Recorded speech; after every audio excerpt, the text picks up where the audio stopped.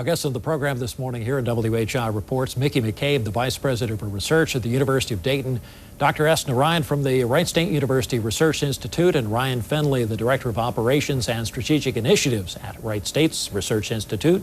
We're talking about State Issue 1, the Third Frontier program. Mickey, as you go out and talk to people, I know you talk to a lot of groups and even your friends and neighbors, how do you explain this to people, especially when they say, well, how much does it cost? What will it cost me? Right, so everybody's concerned with where's the money coming from. And so if you look at the way the original program that was started back in 2002 was funded, it was funded primarily on debt. And so that means the state has to borrow money. But here's the good news. The debt from the first program is going to be paid off by 2014 because it's been so successful. And we expect the same thing to happen.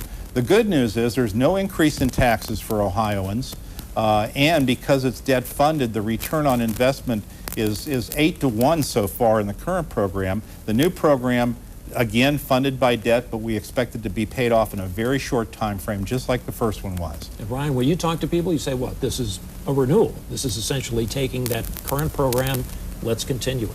Absolutely. The question that we most often ask is, what does this do to my taxes?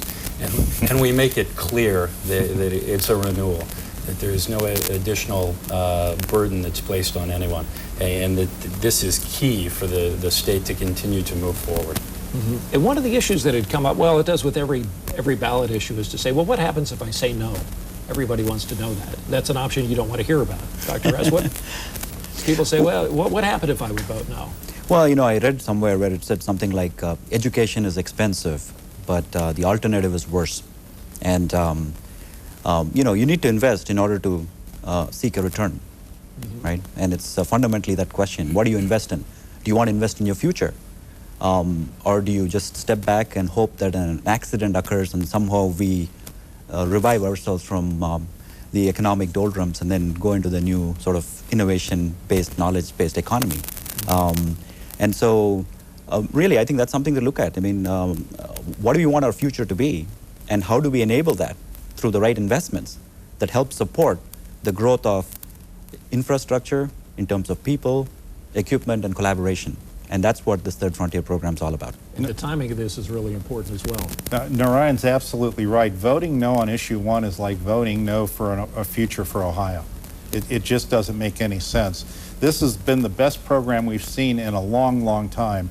It's got tremendous bipartisan support, passed the Senate 30 votes to 2.